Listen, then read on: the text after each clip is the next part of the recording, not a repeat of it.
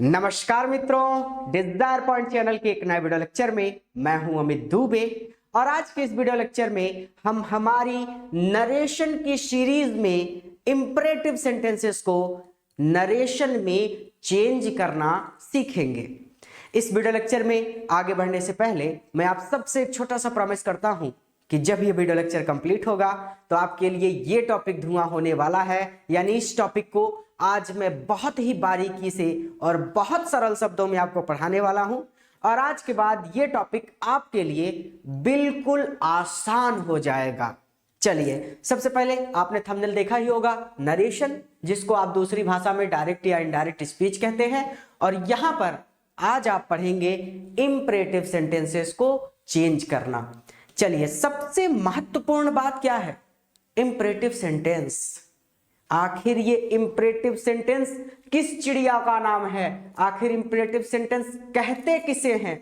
अगर ये जान लें तब ना हम उसको चेंज करेंगे। चलिए, आसान शब्दों में एकदम हल्के फुल्के अंदाज में मैं आपको बताऊं तो इंपरेटिव सेंटेंसेस वो वाक्य होते हैं जिनमें या तो किसी काम को करने के लिए आदेश दिया जाता है, या फिर कोई सलाह दी जाती है, या फिर किसी काम को करने के लिए रिक्वेस्ट की जाती है, प्रार्थना की जाती है। आदेश की मैं बात करूं तो जैसे आप ही अपने छोटे भाइयों को कहते हैं, यहां आओ, किताब पढ़ो, स्कूल जाओ, आप उसको आदेश दे रहे हैं। सलाह की बात करूं तो आपको बहुत सारे लोग सलाह देते हैं, रोज पढ़ा करो, अपने बड़ों का सम्मान किया करो। ये सारी चीज सलाह के अंतर्गत आती है।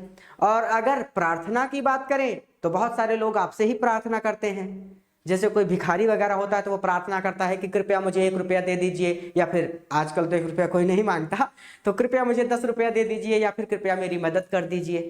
तो ये चीजें जो होती है ना, आदेश, सलाह, प्रार्थना, ये सारी चीजें आती हैं इंपरेटिव सेंटेंस के अंतर्गत। ठीक है, यहां तक क्लियर हो गया।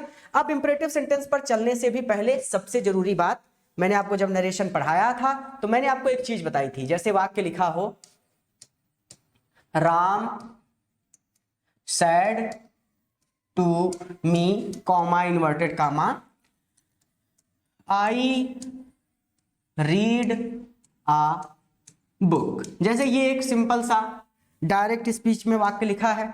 हमने आपको बताया था कि ये जो इन्वर्टेड कामा के बाहर होता है इसको हम बोलते हैं रिपोर्टिंग वर्ब। ठीक है, और हमने आपको यह भी बताया था कि ये जो इन्वर्टेड कामा के अंदर वाक्य होता है इसको बोलते हैं रिपोर्टेड स्पीच। अब सारा खेल किसका है? इस सैड का। ठीक है, अब तक इस तरह के वाक्यों में आप सैड को या तो टेल में बदल देते थे, या फिर टेल्स में बदल देते थे, या फिर टोल्ड में बदल देते थे। लेकिन अब क्या होगा, इस सैड को हमें कई रूपों में बदलना होगा। यानी आदेश होगा तो भी समझना पड़ेगा, सलाह होगी तो भी समझना पड़ेगा, प्रार्थना होगी तो भी समझना पड़ेगा, और अगर कुछ नहीं समझ में आएगा तब क्या करना है वो भी बताऊंगा मैं।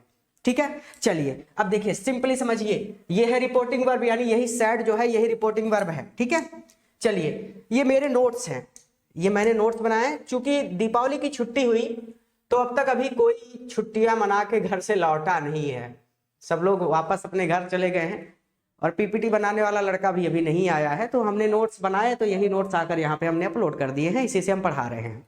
ठीक है, और ये नोट्स जो है ना, ये आपको हमारे डिजायर पॉइंट ऐप पर मिल जाएंगे। डिजायर पॉइंट ऐप को आपको डाउनलोड करना पड़ेगा।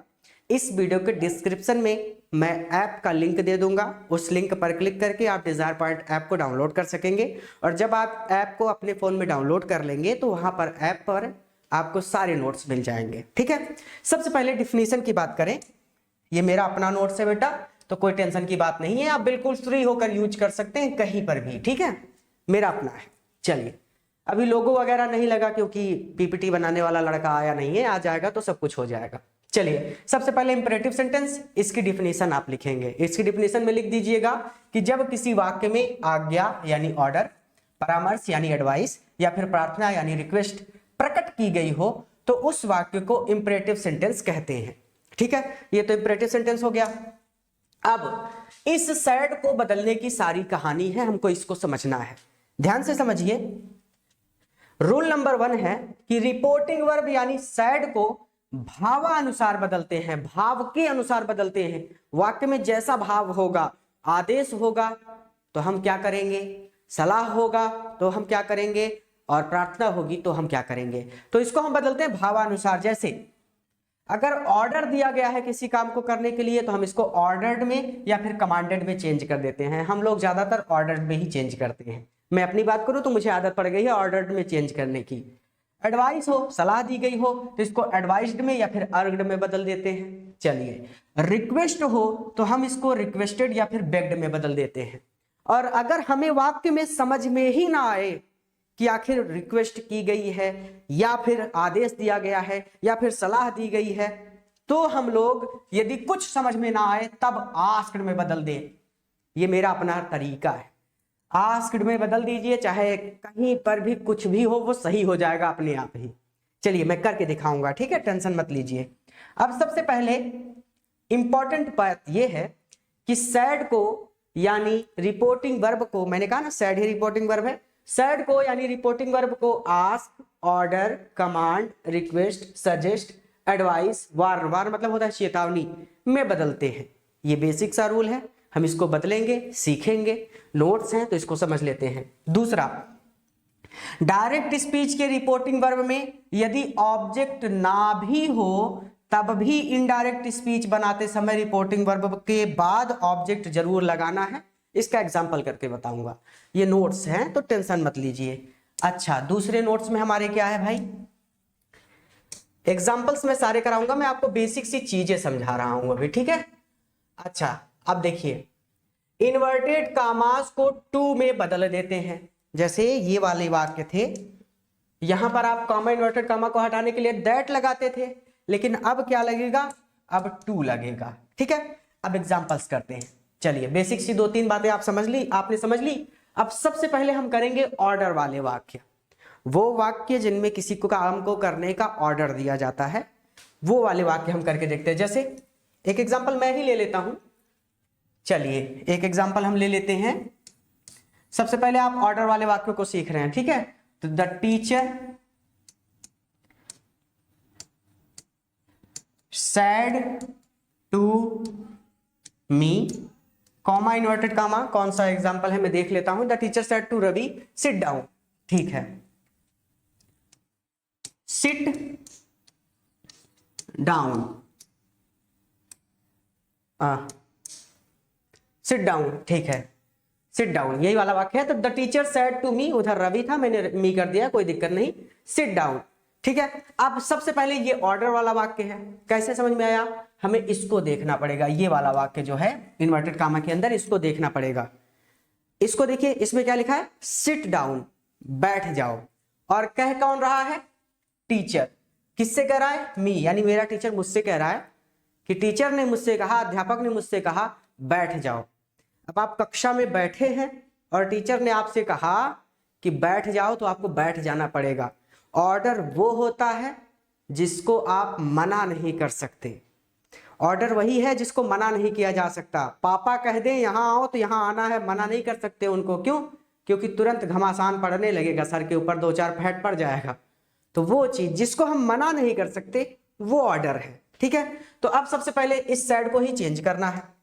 तो सिंपल सा तरीका है, हम देख रहे हैं कि the teacher said to me, teacher ने मुझसे कहा, मेरे अध्यापक ने मुझसे कहा सिट डाउन, बैठ जाओ, अर्थात टीचर ने कहा है तो मैं उसको मना नहीं कर सकता। और जिस काम को मैं मना नहीं कर सकता वो ऑर्डर है, वो आदेश है, तो मैं इसको कर दूंगा द टीचर।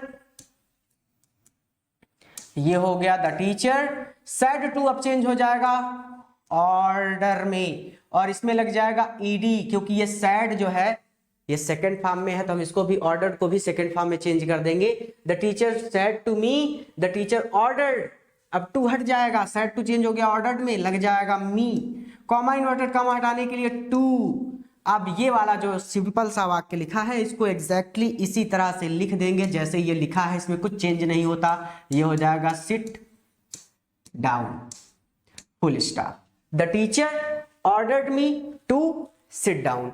अगर आप ध्यान से समझें तो मैंने कुछ नहीं किया, मैंने सिर्फ इस वाक्य को देखा कि आखिर ये आदेश है या फिर सलाह है या फिर प्रार्थना है। अगर आदेश हुआ तो सेड टू को हमने ऑर्डर्ड में चेंज कर दिया, प्रार्थना होती तो रिक्वेस्टेड में चेंज कर देते, एडवाइस होती तो इसको एडवाइस्ड में चेंज कर देते। बस यही करना होता है, यही ध्यान में रखना होता है बस। बाकी का ऑब्जेक्ट जो है उसको ऑब्जेक्ट के स्थान पे रखना है, कॉमा इन्वर्टेड कॉमा हटाने के लिए 2 लगा देना है, और इसके बाद जो लिखा है एग्जैक्टली वैसे ही लिख देना है, कुछ चेंज नहीं करना है। ये हो गया। दूसरा एग्जांपल भी होगा, राम सेड टू मी। अच्छा ये हम लोग आगे आ गए, इसका एग्जांपल यहां होगा। देखिए दूसरा वाक्य। अच्छा ये ध्यान रखने वाली बात, एक बात और समझनी है हमको। चलिए एक और ऑर्डर वाला वाक्य कर लेते हैं। फादर, पहले हम कुछ वाक्य कर लेते हैं, फिर उसके बाद बेसिक चीजों को समझेंगे। Said to me, comma inverted comma, close the window, full stop inverted comma बंद। ठीक है, अब ध्यान से समझिए इस बात को। फादर सेड टू मी, पिताजी ने मुझसे कहा, क्लोज द विंडो, खिड़की बंद कर दो। अब आप जानते हैं कि ऑर्डर वो है जिसको हम मना नहीं कर सकते, अर्थात कोई ऐसा व्यक्ति जब आदेश दे जिसको हम मना नहीं कर सकते तो वो हमारे लिए आदेश है, वो हमारे लिए ऑर्डर है। क्लियर है? पापा की किसी बात को हम मना नहीं कर सकते क्योंकि हम जानते हैं कि घूसे और मुक्के की बरसात हो जाएगी अगर मना कर दिया। ठीक है, टीचर को मना नहीं कर सकते, कोई सैनिक अपने अधिकारी को मना नहीं कर सकता, वो सब ऑर्डर के अंतर्गत आते हैं। जो भी जिस भी काम को हम मना नहीं कर सकते वो हमारे लिए ऑर्डर है। तो ये हो जाएगा the father said to me close the window, तो ये हो जाएगा फादर। अब सेड टू को हम चेंज कर देंगे ऑर्डर्ड में, ऑर्डर्ड, फिर उसके बाद मी, कॉमा इन्वर्टेड कॉमा हटाने के लिए 2, उसके बाद जो भी वाक्य में है एग्जैक्टली सेम टू सेम वैसे ही चिपका देना है, क्लोज द विंडो। इधर तो कुछ चेंज होता ही नहीं, पर्सन होगा तो चेंज होगा लेकिन बाकी चीजें चेंज नहीं होती। ठीक है, father said to me, father ordered me, comma inverted comma हटाने के लिए 2 लगा दिया, close the window, close the window. ठीक है, अब एक बात और समझिए, बहुत जरूरी बात है, ध्यान से समझने वाली बात, कंफ्यूज करने वाली बात। The teacher said, comma inverted comma, sit down, comma Ravi, full stop inverted comma बंद। है आदेश ही, लेकिन जो आपका रवि यहां पे होना चाहिए था, इस रवि को यहां पे दे दिया। कोई दिक्कत नहीं, कोई टेंशन वाली बात नहीं। हम क्या करेंगे, हम उठाएंगे इस वाक्य को, द टीचर, अब ऑर्डर लगेगा क्योंकि आदेश है, ऑर्डर्ड। अब इस रवि को, यहां पे रवि हो, सीता हो, गीता हो, मधु हो, कोई मतलब नहीं, हमको मेन वर्ब मतलब है, ये जो मेन वर्ब है इसको पकड़ना है और उसके बाद जो चीजें हैं उसको पकड़नी है। लेकिन कॉमा करके अगर किसी का नाम लिखा है तो हम उसको उठा लाएंगे यहां, रवि। ठीक है, तो the teacher ordered Ravi, comma inverted comma हटाने के लिए 2, और फिर हो जाएगा सिंपल सा ये वाक्य, सिट डाउन। समझ में आ गई बात? क्योंकि इंपरेटिव सेंटेंस ऐसा भी लिखा रहता है तो कंफ्यूज नहीं होना। ठीक है, ऑर्डर वाले वाक्यों को आपने कर लिया कि the teacher ordered Ravi to sit down. ठीक है, ऑर्डर वाले वाक्य हो गए। अब ऐसे ही बहुत सारे वाक्य ऑर्डर वाले और होते हैं, बहुत सारे वाक्य हो सकते हैं। Mother said to Sita, comma inverted comma, cook food, full stop inverted comma बंद। ये आपके लिए होमवर्क है, HW। ठीक है, मां ने सीता से कहा कुक फूड, भोजन बनाओ। ठीक है, इसको कमेंट करेंगे, इसको चेंज करके कमेंट करिएगा। चलिए आगे हम चलेंगे। अब हमको थोड़ा सा पीछे आना है क्योंकि हम बहुत आगे चले गए हैं। अब ऑर्डर वाले वाक्य में आपने ऑर्डर वाले वाक्यों को कर लिया। पहला example, the teacher said to Ravi sit down, ये हो गया the teacher ordered Ravi to sit down. ध्यान रखने वाली बात है, बस इस सेड को ऑर्डर्ड, एडवाइस्ड या रिक्वेस्टेड में चेंज कर देना है, कॉमा इन्वर्टेड कॉमा हटाने के लिए 2 लगा देना है, बाकी सब कुछ एकदम सेम टू सेम रहता है। अच्छा, ध्यान रखने वाली बात ये कि the teacher said comma inverted comma sit down Ravi, तो ये वाला एग्जांपल भी हमने करा दिया कि the teacher ordered Ravi to sit down. ठीक है, कहीं पर भी आपका रवि लिखा हो, राहुल लिखा हो, इसको उठा के यहाँ उठा लाएंगे हम लोग, ठीक है।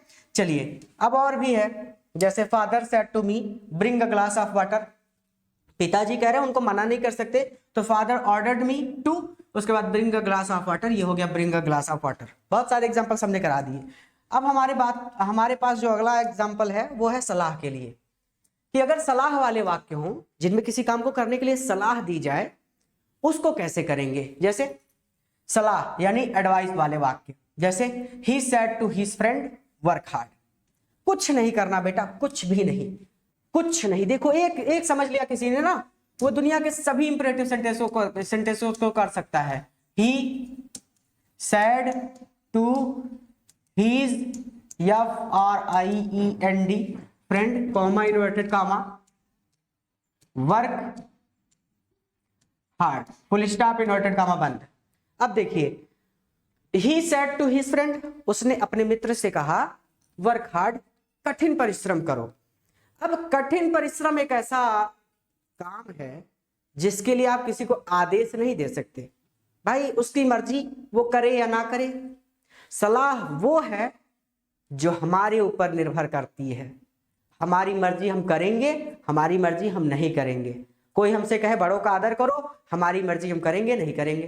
कोई हमसे कहे खूब पढ़ो, हमारी मर्जी हम पढ़ना चाहेंगे तो पढ़ेंगे, नहीं तो नहीं पढ़ेंगे। कोई हमसे कहे मतलब अपशब्द मत बोलो, तो बहुत सारे लोग अपशब्द भी बोलते हैं ना, तो वो उनकी मर्जी, उनको सलाह कितनी भी देते रहो। तो सलाह वो है जो हमारे ऊपर निर्भर करती है। वर्क हार्ड, कठिन परिश्रम करने के लिए आप किसी को ऑर्डर नहीं दे सकते। जब तक आप बैठे रहेंगे तब तक करता रहेगा, और क्या जरूरी करता ही रहे।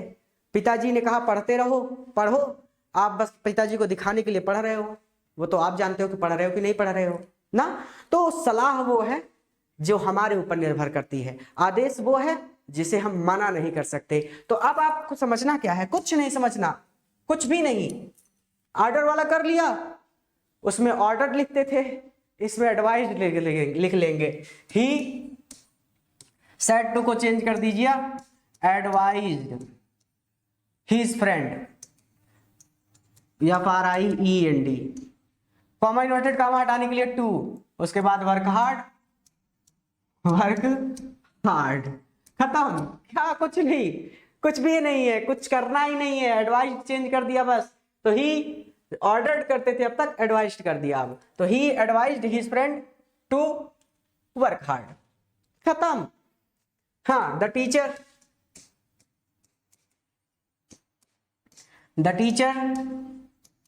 सेड टू स्टूडेंट, ध्यान रखिए एक स्टूडेंट है, ठीक है, comma inverted comma, respect elder, full stop inverted comma बंद। रिस्पेक्ट एल्डर्स, बड़ों का सम्मान करो। The teacher said to student, अध्यापक ने स्टूडेंट विद्यार्थी से कहा। चेंज कर सकते हैं आप खुद से इसको, कोई बड़ी बात नहीं है। द टीचर, ये हो गया द टीचर, सेड टू को चेंज कर दिया एडवाइज्ड में, स्टूडेंट को स्टूडेंट ही रहने देना है, स्टूडेंट कॉमा इन्वर्टेड कामा हटाने के लिए टू, उसके बाद अब ये रिस्पेक्ट इस्तेमाल हो जाएगा, रिस्पेक्ट एल्डर, बड़ों का सम्मान करो, full stop. The teacher advised student to respect elders. क्या है, कुछ नहीं है। जिसने एक समझ लिया उसको बाकी सारे अपने आप ही समझ में आ जाएंगे। तो he said to his friend work hard, ये भी हो गया। तो he advised his friend to work hard, ठीक है। Hiram said to Rahul take medicine regularly, भाई रेगुलर मेडिसिन लो, समय समय पर, यानी नियमित रूप से दवाइयां लो। कोई बीमार है, आप उसको सलाह ही दे सकते हैं ना कि समय समय पर यानी नियमित रूप से दवाइयां लो, ठीक है। तो ये भी हो जाएगा, राम एडवाइज्ड राहुल टू, फिर कामा इन्वर्टेड कामा हटाने के लिए हमने टू लगा दिया, take medicine regularly, take medicine regularly, खत्म। मुझे नहीं लगता कि ऐसा कुछ है जो ना समझ में आए। अब चलो भाई हम प्रार्थना वाले वाक्यों को भी देख लेते हैं। चलिए, अब इसमें कुछ नहीं होगा। अब तक आपने सैड को चेंज किया ऑर्डर्ड में, आपने सैड को चेंज किया एडवाइज्ड में, अब आप सैड को चेंज कर देंगे रिक्वेस्टेड में। बाकी पूरा सेम टू सेम ही रहेगा। ये देखिए, चलिए आ जाइए भाई, आ जाते हैं हम लोग प्रार्थना वाले वाक्य में। प्रार्थना यानी रिक्वेस्ट वाले वाक्य। अब ध्यान से समझिए, he said to me please give me a glass of water. अब इसको मैं थोड़ा सा बड़ा कर रहा हूं, लेकिन इससे भी पहले मैं एक छोटा सा एग्जांपल समझाता हूं, ठीक है। ये वाला एग्जांपल समझिए, he said to me comma inverted comma please help me. ये हमेशा घुसा रहता है, ये एक ऐसा वाक्य है कि जो अक्सर आता है, मतलब हमारे दिमाग में आता है ये वाक्य, हम इसको सबसे पहले करते हैं। अब देखिए, ही सेड टू मी। अब जो वाक्य प्लीज या काइंडली से शुरू होते हैं वो होते हैं रिक्वेस्ट वाले वाक्य। इंपरेटिव सेंटेंस में जो रिक्वेस्ट वाले वाक्य होते हैं, जो प्रार्थना वाले वाक्य होते हैं, उनमें प्लीज या काइंडली लगा होता है।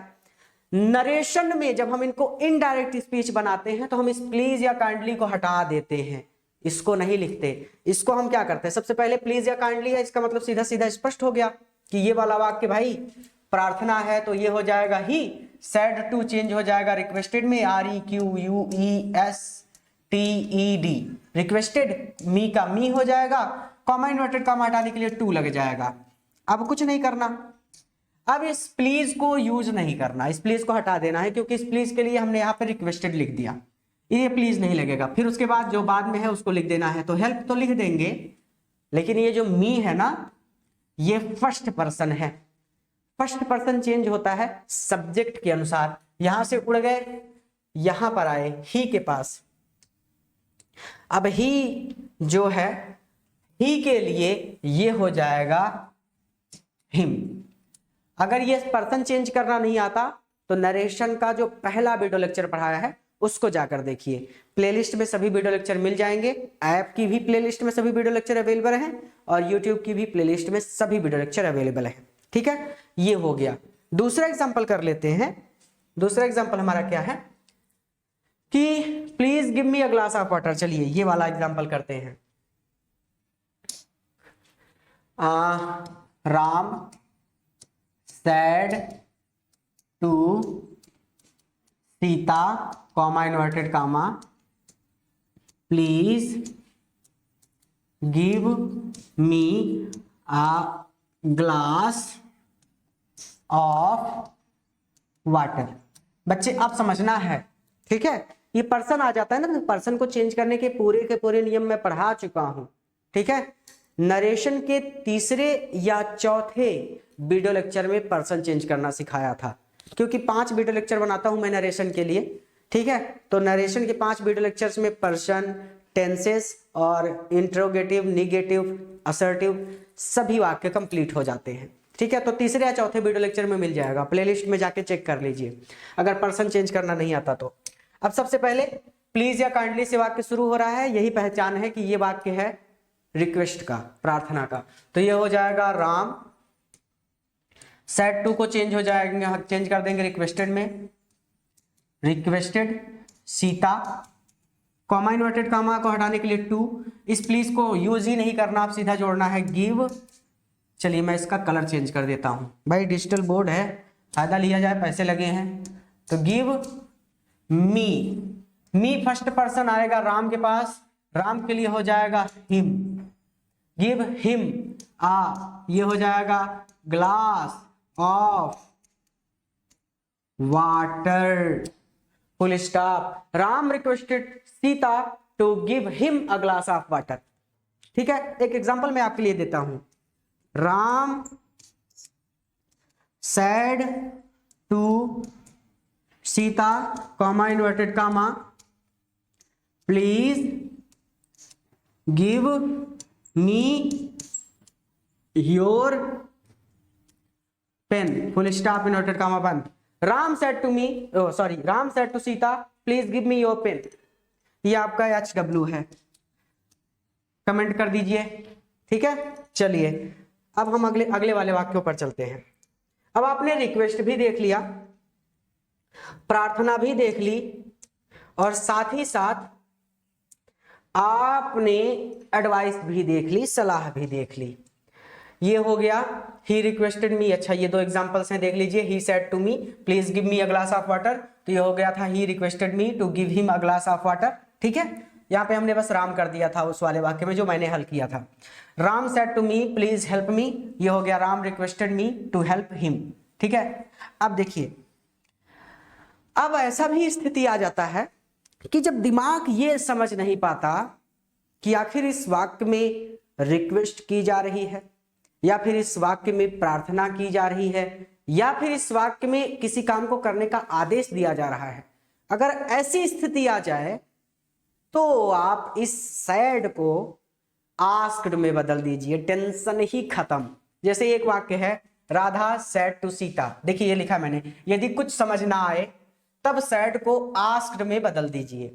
देखिए राधा सैड टू सीता, राधा ने सीता से कहा प्ले विथ योर टॉयज, अपने खिलौनों से खेलो। अब एक तरह से ये सलाह भी हो सकती है, एक तरह से ये आदेश भी हो सकता है।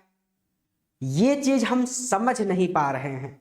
सलाह से कर दिया तब भी सही है, ऑर्डर से कर दिया तब भी सही है, लेकिन अगर आप ऐसी स्थिति में फंस गए कि वाक्य में आपको समझ में ही ना आए कि क्या है, तो आप इस सैड को आस्क्ड में बदल दीजिए।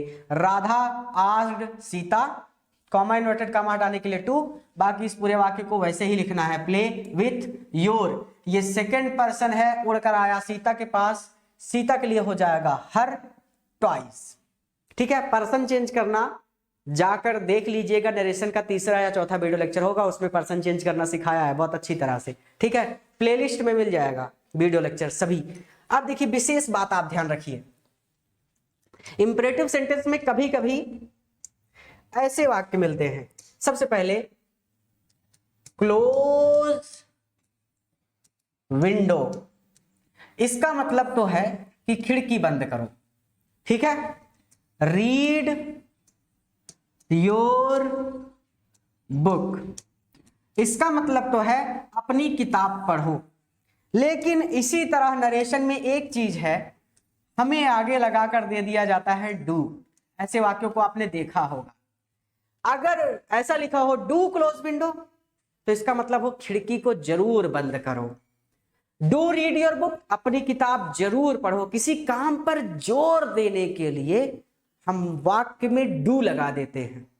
तो ऐसे वाक्यों को भी देखकर कंफ्यूज नहीं होना कि आप परेशान हो जाओ, सर में दर्द होने लगे कि भैया ये क्या दे दिया। देखिए विशेष बात ध्यान में रखिए, इंपरेटिव सेंटेंस में डू का यूज सेंटेंस को जोरदार बनाने के लिए किया जाता है, अर्थात जब किसी काम को जरूर करना है तो हम सेंटेंस में डू लगा देते हैं।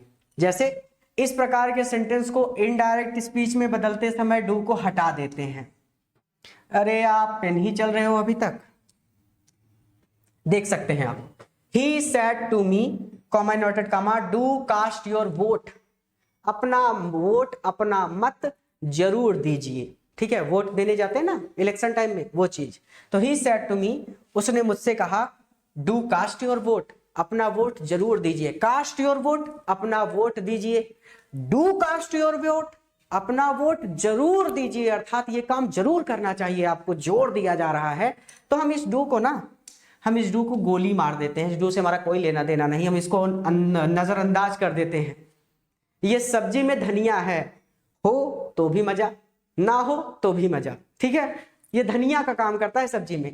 तो ये हो जाएगा ही, ये सलाह दी जा रही है कि वोट जरूर देना चाहिए। भाई मेरी मर्जी, मैं देने जाऊं वोट या ना देने जाऊं, ये कोई मुझे जबरदस्ती तो कर नहीं सकता। तो ये हो गया ही एडवाइज्ड मी, कॉमा इन्वर्टेड कॉमा हटाने के लिए टू। अब इस डू को गायब कर दिया, फिर उसके बाद ये जो पूरा बचा था कास्ट माई वोट, तो कास्ट योर वोट था, योर सेकंड पर्सन उड़कर आया मी के पास, तो मी का हो गया माई और वोट का था वोट ही रहेगा। तो he advised me to cast my vote. ठीक है, ये डू लगा हो तो इसको देखकर कंफ्यूज नहीं होना। लेकिन लेकिन लेकिन डू एक वर्ब भी होती है, डू का मतलब होता है करना। ठीक है, लेकिन अगर ये डू एक वर्ब हो तब नहीं हटेगा, ध्यान रखना इसको। ठीक है, यदि डू मेन वर्ब हो तब डू को नहीं हटाते हैं। जैसे the teacher said to me do your homework, अध्यापक ने मुझसे कहा डू योर होमवर्क, अपना काम करो। ठीक है, पहचानेंगे कैसे कि ये डू मेन वर्ब है? या फिर नहीं। देखिए ये यहां पर डू केवल एक ही वर्ब है, लेकिन यहां पर जो मैंने आपको एग्जांपल्स कराए, देखिए क्लोज मतलब होता है बंद करना, तो विंडो को बंद करो यानी क्लोज जो है ये वर्ब है। रीड योर बुक, रीड मतलब पढ़ना यानी रीड वर्ब है। ये जो डू है ये बेकार में ही लगा है। ठीक है, एग्जाम्पल समझिए, बातों को समझिए, बातों को पकड़ना सीखिए। ये मैंने कराया, यहां पे नहीं यहां पे होगा। ये देखिए, he said to me do cast your vote. Cast your vote, अपना मत दीजिए। मेन वर्ब के ठीक पहले डू लग गया, तो ये अपना मत जरूर दीजिए। बात समझ रहे हो आप? यानी आप देखोगे तो डबल वर्ब एक तरह से है, लेकिन ये डबल वर्ब नहीं है, बल्कि ये डू जो है इस वाक्य पर इस काम को करने के लिए जोर देने के लिए लगाया गया है। ठीक है, तो ये हो गया। लेकिन यदि डू मेन वर्ब हो तब डू को नहीं हटाते, अर्थात डू केवल एक ही वर्ब है, यहाँ पे दूसरी कोई वर्ब नहीं है। ठीक है, तो डू योर होमवर्क, ये हो जाएगा the teacher ordered me to do your, था मी के पास आया, माई हो गया, होमवर्क हो गया। ठीक है, अब देखिए निगेटिव सेंटेंस, बहुत आसान है, बहुत ज्यादा सरल है। आपने आदेश वाले वाक्यों को कर लिया, आपने रिक्वेस्ट वाले वाक्यों को कर लिया, आपने एडवाइस वाले वाक्यों को कर लिया, आप निगेटिव सेंटेंसेस भी आते हैं। ठीक है, चलिए, यदि वाक्य निगेटिव हो तब डू नॉट को हटाकर नॉट टू का यूज करते हैं। ठीक है, इस बात को ध्यान से समझिए। इस डू नॉट को हम शॉर्ट में लिखते हैं डोंट। ठीक है, यही होता है डोंट, इस डू नॉट को ही शॉर्ट में हम लोग डोंट लिखते हैं। तो जैसे एक एग्जांपल हो, विशेष बात यह भी ध्यान रखिए कि नॉट टू के स्थान पर फॉरबेड का भी प्रयोग किया जा सकता है। एग्जांपल्स मैंने करा रखे हैं, कोई बड़ी बात नहीं है। देखिए, राम सेड टू राहुल, राम ने राहुल से कहा डोंट स्मोक, धूम्रपान मत करो। इसको दो तरीके से कर सकते हैं। एक तो राम एडवाइस दे रहा है राहुल को, कोई नशेड़ी है, उसको आप कहें कि मतलब धूम्रपान मत करो, गुटखा मत खाओ, नशा मत करो, शराब मत पियो, वो मानेगा? वो तो अपना मर्जी से काम करेगा ना। तो एक तरह से ये सलाह है, किसी व्यक्ति को आप सलाह दे रहे हैं। तो राम एडवाइज्ड राहुल। अब इस डोंट को हम चेंज कर देते हैं नॉट टू में, और इसके बाद जो बचा है उसको कर देते हैं स्मोक, यानी स्मोक को स्मोक ही रहने देते हैं। यानी हमने कुछ नहीं किया, हमने अपने वाक्य को कुछ इस तरह से लिख दिया, Ram said to Rahul, comma inverted comma, don't smoke, full stop, inverted comma बंद। तो हम क्या करेंगे, ये एक एडवाइस है, ये एक सलाह है, तो हम क्या करेंगे, हम सेड को सेड पहले चेंज करेंगे, राम एडवाइज्ड राहुल। अब इस डू नॉट को आप ऐसे समझ सकते हैं कि ये डू नॉट लिखा है ना, इस डू नॉट की जगह पे हम लिख देते हैं नॉट टू, तो ये हो जाएगा डोंट को हटाकर हम लिख देंगे not to. Simple, not to लिखने के बाद जो बाकी बचता है उसको वैसे लिख देते हैं। तो स्मोक है, स्मोक लिख देंगे, स्मोक। तो Ram advised Rahul not to smoke. लेकिन इसी वाक्य को करने का एक और तरीका होता है, इसको हम फॉरवर्ड से भी कर सकते हैं। जैसे राम, ये देखिए और लिखा है ना, और का मतलब अथवा, राम फॉरबेड, फॉरबेड का मतलब होता है मना करना, forbade Rahul to smoke, not मत लगाइए, खत्म कहानी। ये सिंपली हो जाएगा एकदम बेसिक तरीके से कि राम फॉरबेड राहुल, उसके बाद नॉट की टेंशन खत्म, टू लगा दीजिए, टू, उसके बाद स्मोक। यानी अगर आपने फॉरबेड लगाया तो सिर्फ टू लगेगा। ठीक है, कॉमा इन्वर्टेड कॉमा हटाने के लिए सिर्फ टू लगेगा। लेकिन अगर आपने यहां पे एडवाइज्ड लगाया तो कॉमा इन्वर्टेड कॉमा हटाने के लिए नॉट टू लगेगा। ये एक सिंपल सी बात है, एकदम सरल सा तरीका है, जो याद हो जाए, जो आपको ठीक लगे वो वाला कर लीजिए। आप इसको कर सकते हैं ऐसे, Ram advise Rahul not to smoke, ये भी सही है। आप इसको ऐसे भी कर सकते हैं, Ram forbade Rahul to smoke, ये भी सही है। ठीक है, तो ये एग्जांपल्स थे जो हमने कर लिए। अच्छा, कुछ और चीजें हमको देखनी है अभी। निगेटिव सेंटेंसेस भी हो गए, उठाइए इसको ऊपर ले आइए। सीता सेड टू गीता, सीता ने गीता से कहा डोंट प्लक द फ्लावर्स, फूल मत तोड़ो। इसको ऐसे भी कर सकते हैं, Sita advised Gita not to, यानी आपने सिर्फ यहाँ पे नॉट टू लगा दिया, उसके बाद इस पूरे वाक्य को एकदम simple simple pluck the flowers लिख दिया, यानी Sita advised Gita not to pluck the flowers. या फिर आप इसको ऐसे भी कर सकते हैं, Sita forbade Gita to pluck the flowers, तो प्लक द फ्लावर्स। ठीक है, खत्म हो गया, कंप्लीट हो गया। अब इसके आगे अगर आप 10th के छात्र हैं तो मत देखिए, लेकिन अगर आप 12th के और कॉम्पिटिटिव एग्जाम्स के छात्र हैं तो इस बात को समझिए। देखिए आपको क्या देखना है, रिपोर्टेड स्पीच में ना कुछ चीजें और हैं, जैसे कुछ वाक्य नेवर से स्टार्ट होते हैं, जैसे कुछ वाक्यों में नेवर आ जाए तो हम उसको जिस तरह से अब तक कर रहे हैं 2 तरीके से, ऐसे नहीं कर सकते। यदि रिपोर्टेड स्पीच नेवर से शुरू हो, डोंट की जगह पे नेवर लिखा हो, ठीक है, तो तब रिपोर्टिंग वर्ब को एडवाइज्ड में बदल देते हैं। ठीक है, जो हमने सेड था अब उसको फॉरवर्ड में नहीं चेंज करेंगे बल्कि उसको एडवाइज्ड ही करेंगे। ठीक है, सेड को एडवाइज्ड में बदल देते हैं और नेवर तथा वर्ब के बीच टू लगा देते हैं। ठीक है, देखिए example, the teacher said to the student never waste your time, अध्यापक ने विद्यार्थी से कहा कि अपना समय कभी बर्बाद मत करो।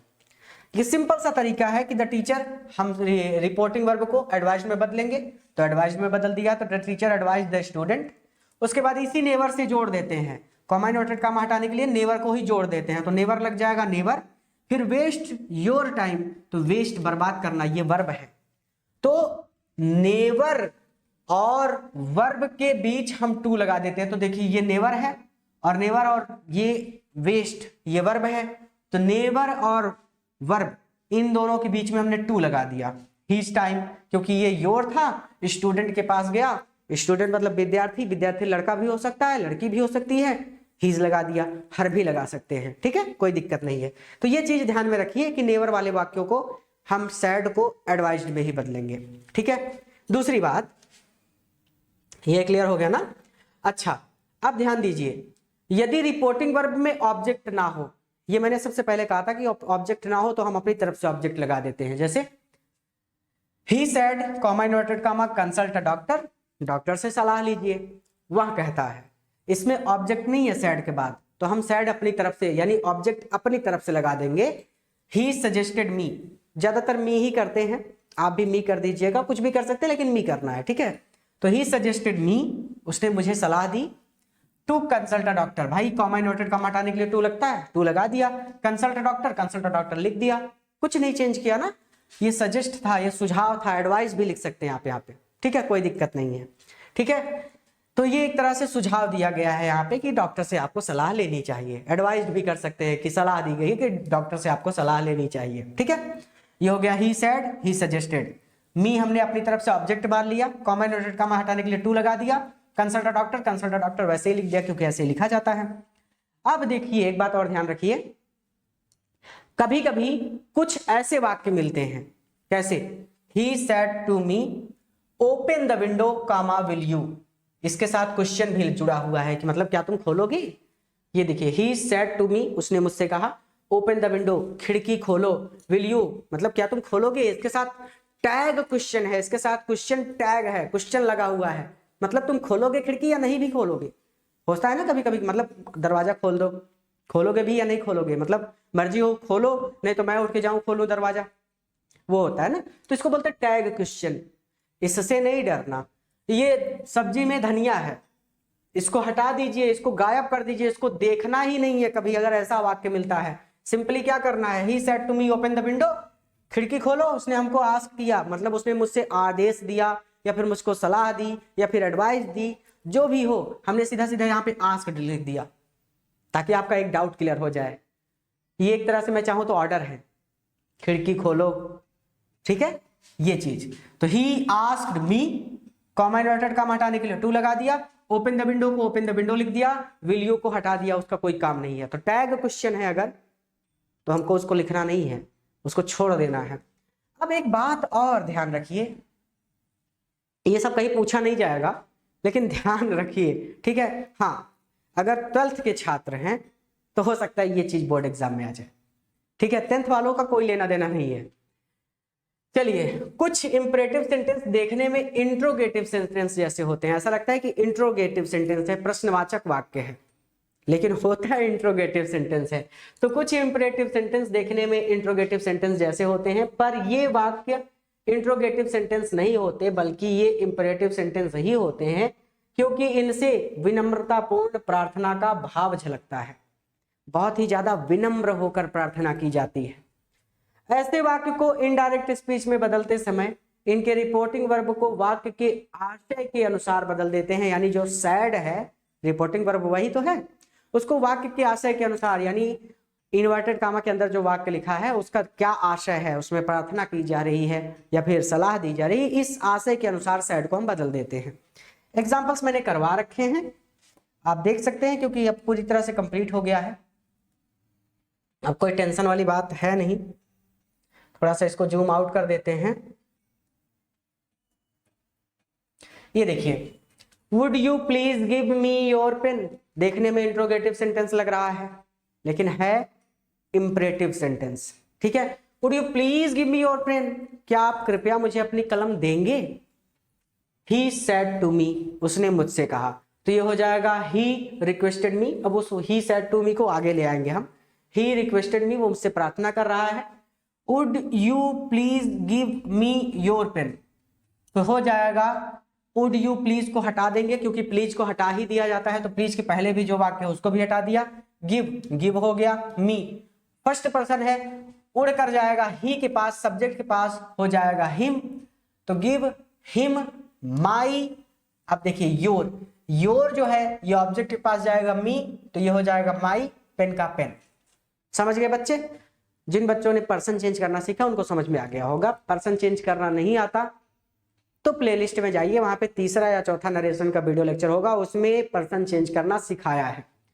दूसरा, he said could I use your phone, क्या मैं आपका फोन यूज कर सकता हूं।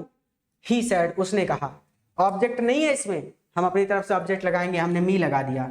ही रिक्वेस्टेड मी, कॉमा इन्वर्टेड कॉमा हटाने के लिए टू, कुड आई, गोली मारो इसको, वर्ब से उठाया जाता है, क्योंकि इंपरेटिव सेंटेंस का स्ट्रक्चर ही यही होता है, वर्ब की फर्स्ट फॉर्म प्लस ऑब्जेक्ट। यानी देखिए यही तो होता है ना, कम हेयर, यहां आओ, रीड बुक, किताब पढ़ो, हेल्प मी, मेरी मदद करो। तो सबसे पहले वर्ब रहती है, वर्ब की फर्स्ट फॉर्म, उसके बाद जो ऑब्जेक्ट आना है, जो भी आना है वो बाद में आता है। तो यही स्ट्रक्चर है इसका। तो he said could I use your phone, यहां पे यूज योर फोन, क्या मैं आपका फोन यूज कर सकता हूं। तो he requested me to use your, second person उड़कर आएगा मी के पास, क्योंकि हमने यहां पे मी माना है, तो मी का हो जाएगा my phone. He said to them, उसने उनसे कहा, would you like to sit down, क्या आप बैठ जाएंगे। ही रिक्वेस्टेड देम, टू लग गया, उसके बाद सिट डाउन, तो sit down. Would you like to, ये भाड़ में जाए, इससे कोई मतलब नहीं, हमको मेन वर्ब पकड़नी है बस। समझ में आ गई बात? चलिए, she said would you like to have tea with me, she said, उसने पूछा, would you like to have tea with me, क्या आप मेरे साथ चाय पीना पसंद करेंगे। ये हो जाएगा, चलो भाई इसको मिटा देते हैं, नहीं तो ये ऐसे दिखता रहेगा। शी इन्वाइटेड मी, वो मुझे इन्वाइट कर रही है, वो बुला रही है मुझे, to have tea with her. Would you like to, उसके बाद हैव मेन वर्ब है, तो हैव टी विथ हर। ठीक है, ये शायद बोर्ड एग्जाम में 2013 या 15 में आया था, मुझे याद नहीं, 2013 या शायद 2003 ऐसे कुछ था, मैंने देखा नहीं, मुझे काफ़ी दिन हो गए हैं, तो बुक्स वगैरह तो अब उठाने की ज़रूरत ही नहीं पड़ती, सारे नोट्स लगभग बन गए हैं, तो मुझे एग्जैक्टली याद नहीं, लेकिन ये आया था। ठीक है, अब बचता है लेट। लेट के लिए एक नया वीडियो लेक्चर आएगा, लेट के लिए हम नए वीडियो लेक्चर में पढ़ेंगे। इस वीडियो लेक्चर में हम पैसिव वॉइस में, सॉरी पैसिव वॉइस का बोल दिया मैंने, इस वीडियो लेक्चर में इंपरेटिव सेंटेंस को हम यहीं पर रोकेंगे, क्योंकि लेट वाले को भी समझना है, थोड़ा डिटेल में समझना है, बहुत हल्की फुल्की चीज है, लेकिन अभी समझा दिया ना तो लेंदी हो जाएगा टॉपिक। अगले वीडियो लेक्चर में हम लेट का यूज समझेंगे, और फिर ऑप्टेटिव सेंटेंस और एक्सक्लेमेटरी सेंटेंस पढ़ के हम अपने सिंथेसिस, सिंटैक्स और ट्रांसफॉर्मेशन में आगे बढ़ जाएंगे। ठीक है, इस वीडियो को अपने मित्रों के साथ भी शेयर करना है ताकि वो भी इससे लाभ ले सकें। और ध्यान रखने वाली बात यह भी है कि नोट्स डाउनलोड करने के लिए ऐप का सहारा लीजिए। ऐप पर आपको सारे नोट्स मिल जाएंगे और जनवरी से आपके सभी सब्जेक्ट के टीचर आ जाएंगे, तो जनवरी से सभी सब्जेक्ट की क्लासेस चलने लगेंगी। पूरा वीडियो देखने के लिए धन्यवाद। किसी नए वीडियो लेक्चर में किसी नए टॉपिक के साथ फिर से मिलते हैं।